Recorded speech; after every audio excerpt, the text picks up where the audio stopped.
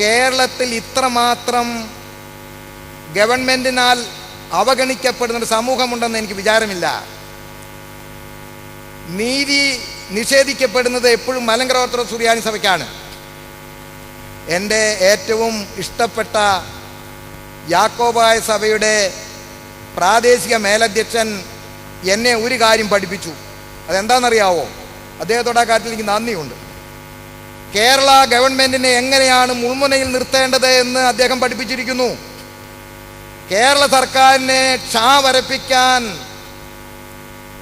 യാക്കോബായ സഭയുടെ പ്രാദേശിക അധ്യക്ഷന് കഴിയുന്നു എന്നുള്ളതാണ്. ആ പിതാവിൻ്റെ പേര് കേൾക്കുമ്പോഴേക്കും മന്ത്രിമാരൊക്കെ ഞെട്ടി ഞെട്ടി വിറയ്ക്കുകയാണ്. അവർ രാത്രി ഈ പേര് കേൾക്കുമ്പോൾ ഉറക്കമില്ലാതെ എഴുന്നേൽക്കുകയാണ്. ഞാൻ പല മന്ത്രിമാരോടും സംസാരിച്ചിട്ടുണ്ട്, മുഖ്യമന്ത്രിയോടും സംസാരിച്ചിട്ടുണ്ട്. യാക്കോബായ സഭയുടെ മാർ തോമസ് ഒന്നാമൻ പിതാവിൻ്റെ പേര് കേൾക്കുമ്പോഴേക്കും അവർക്ക് എന്തോ ഒരു അങ്കലാപ്പ്. ആ അങ്കലാപ്പ് കൊണ്ടാണ് നമുക്ക് നീതി നിഷേധിക്കപ്പെടുന്ന പരോക്ഷമായി അവർ സമ്മതിക്കുകയാണ്. ഇതിനെന്താണ് പ്രതിവിധി അറിഞ്ഞുകൂടാ. അവർക്കും അറിയാൻ മേല, എനിക്കും അറിയാൻ മേല. രാഷ്ട്രീയ പ്രതിരോധമില്ലാത്ത ഏക സഭയാണ് മലങ്കര ഓർത്തഡോക്സ് സുറിയാനി സഭ. നമുക്ക് വേണ്ടി ആരും ഒന്നും വാദിക്കാനില്ല. ഉയരത്തിലെ ദൈവം ഒഴിച്ച് മറ്റാരും വാദിക്കാനില്ല. നീതി നിഷേധിക്കപ്പെടുമ്പോൾ നാം നിസ്സഹായരായി മേലോട്ട് നോക്കി നിലവിളിക്കുകയല്ലാതെ മാർഗമില്ല. കേരള ഗവൺമെൻറ്റിനെ ഇതുപോലെ മുൻമുലയിൽ നിർത്തിയ ഏതെങ്കിലും ഒരു സമൂഹം കേരളത്തിലുണ്ടോ? ഏതെങ്കിലും ഒരു ക്രിസ്തീയ വിഭാഗം ഇവിടെ ഉണ്ടോ? ഉണ്ടെന്ന് എനിക്ക് വിചാരമില്ല. 1956 കേരളം നിലവിൽ വന്നത്. ഇന്നലെയല്ലേ കേരളത്തിൻ്റെ പിറവി ദിനം. ഈ ചരിത്രത്തിൽ ഈ 1956 മുതലുള്ള കാലയളവിൽ കേരള ഗവൺമെൻറ് എന്ന് വരപ്പിക്കുന്ന വിധത്തിലുള്ള പൊടിക്കൈ എന്താണെന്ന് എൻ്റെ ശ്രേഷ്ഠ സഹോദരനോ എന്തോ പറയണമെങ്കിൽ അറിയാമല്ല, എൻ്റെ ബാബ യാക്കോബായ സഭയുടെ അധ്യക്ഷൻ പഠിപ്പിച്ചിട്ടുണ്ട്. പക്ഷെ നമുക്ക് ആ മാർഗം സ്വീകരിക്കാൻ മേല. ആ മാർഗം സ്വീകരിക്കാനുള്ള തൊലിക്കെട്ടി ഉണ്ടെങ്കിൽ ഒരു കുഴപ്പമില്ല, എല്ലാം നടക്കും. പക്ഷേ നീതി നിഷേധിക്കപ്പെടുന്നൊരു അതിരുണ്ട്. ദൈവം അത് പൊറുക്കുകയില്ല. ഇന്നല്ലെങ്കിൽ നാളെ ആ നീതി, നിഷേധിക്കപ്പെട്ട നീതി തിരിച്ച് ലഭിക്കേണ്ടി വരും. ഒരു സംശയവുമില്ല. ഞാനങ്ങനെ വിശ്വസിക്കുന്ന കൂട്ടത്തിലാണ്. നമുക്ക് രാഷ്ട്രീയ പ്രതിരോധം പറയാൻ ആരുമില്ല. നമ്മുടെ കൂടെ ഈ സഭയ്ക്ക് വേണ്ടി വാദിക്കാൻ ജുഡീഷ്യറിയിൽ രാഷ്ട്രീയം കലർത്തിയാണ് ഇന്ന് ഈ നാടകങ്ങളൊക്കെ ഇവിടെ അരങ്ങേറുന്നത്. ജുഡീഷ്യറിയിൽ രാഷ്ട്രീയം കലർത്തി എന്തിനു വേണ്ടി? മലങ്കര സഭയെ തോൽപ്പിക്കാൻ വേണ്ടി. ആരെ? രാഷ്ട്രീയ നേതൃത്വം. ഇത് മലങ്കര സഭ തിരിച്ചറിയേണ്ട കാലം കഴിഞ്ഞു. അതിനർത്ഥം മലങ്കര സഭ ഒരു കൊടിയുടെ കീഴിൽ വരണമെന്നല്ല ഞാൻ പറഞ്ഞത്. മലങ്കര സഭയ്ക്ക് രാഷ്ട്രീയമില്ല, അതും ഞാൻ തർപ്പിച്ച് പറയുകയാണ്. പക്ഷേ നീതി നിഷേധിക്കപ്പെട്ട ഇതുപോലുള്ള ഒരു ഗ്രൂപ്പ്, ഒരു സമൂഹം, ഒരു സമുദായം കേരളത്തിൽ ഇല്ല എന്നുള്ള നിലവിളി വളരെ ശക്തമായിട്ട് നമ്മൾ ഓർത്തേ പറ്റൂ. അത് സഭയുടെ പല വെല്ലുവിളിയാണ്. യാക്കോബായ സഭയ്ക്ക് ഇപ്പോഴത്തെ മന്ത്രിമാരുണ്ട്, മുൻ മന്ത്രിമാരുണ്ട്, MP ഉണ്ട്, MLA മാരുണ്ട്. അവിടെയുള്ളവരെല്ലാവരും തന്നെ യാക്കോബായ സഭയുടെ ആജ്ഞാനുവർത്തികളാണ്. തൂപ്പുകാരൻ മുതൽ ജില്ലാ കലക്ടർ വരെയുള്ള ആളുകൾ ആ സഭയുടെ ആജ്ഞാനുവർത്തികളായിട്ട് വർത്തിക്കുന്നത് കാണുമ്പോൾ സഹതാപവും ദുഃഖവുമുണ്ട്.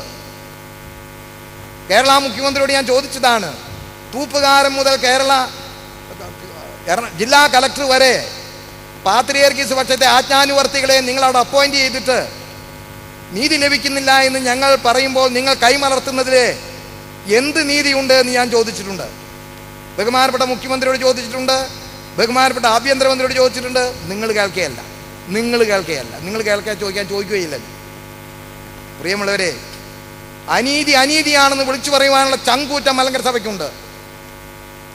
എന്തെല്ലാം അപകടങ്ങൾ വരട്ടെ, നമ്മെ സ്നേഹിക്കുന്ന, നമ്മെ കാത്തു സൂക്ഷിക്കുന്ന സർവശക്തൻ നമ്മോടൊപ്പമുണ്ട്.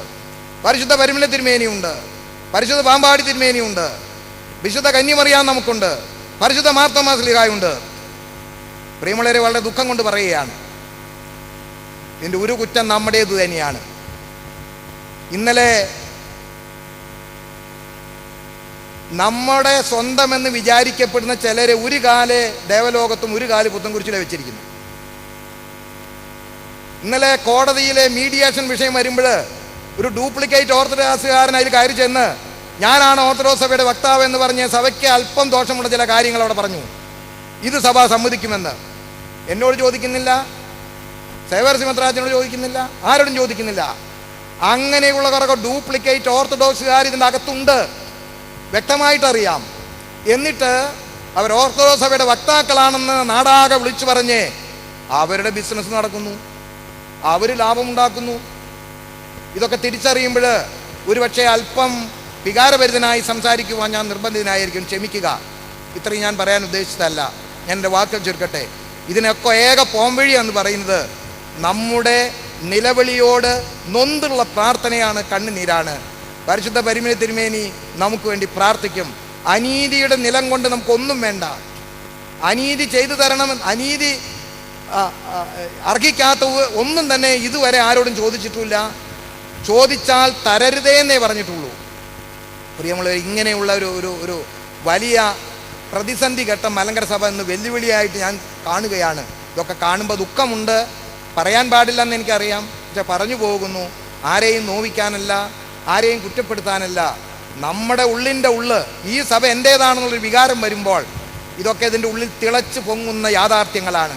ഒരുപക്ഷെ അത്രയും യാഥാർത്ഥ്യങ്ങൾ നിങ്ങൾക്ക് അറിഞ്ഞുകൂടാ, ഒന്നും അറിഞ്ഞുകൂടാ. ഏത് മന്ത്രിയുടെ അടുത്ത് ചെല്ലുമ്പോഴും എന്തെങ്കിലും മുടന്ത ന്യായം പറയും. ചില മന്ത്രിമാരെ ഒന്ന് കാണണമെന്ന് പറയുമ്പോൾ ഞാൻ വളരെ ബിസിയാണെന്ന് പറയും. അങ്ങനെയൊക്കെ ഒരുപാട് അവഹേളനങ്ങൾ ഏറ്റുകൊണ്ടിരിക്കുന്നുണ്ട് എന്ന് ഞാൻ നിങ്ങളെ വെറുതെ ഒന്ന് അറിയിക്കുക. നിങ്ങൾ പ്രാർത്ഥിക്കുക, വേറെ ഒന്നും ചെയ്യണ്ട. രാഷ്ട്രീയവും വേണ്ട, നമുക്ക് കൊടിയും വേണ്ട, ഒന്നും വേണ്ട. ദൈവം നമ്മോടൊപ്പം ഉണ്ട്. പരിശുദ്ധ പരിമല തിരുമേനിയുടെ മധ്യസ്ഥത നമുക്ക് എല്ലാവർക്കും കോട്ടയായിരിക്കട്ടെ എന്ന് പ്രാർത്ഥിച്ചുകൊണ്ട് ഞാൻ വാക്കുകൾ ചുരുക്കുന്നു. ദൈവമായ കർത്താവ് നിങ്ങളെ വാഴ്ത്തി അനുഗ്രഹിക്കട്ടെ.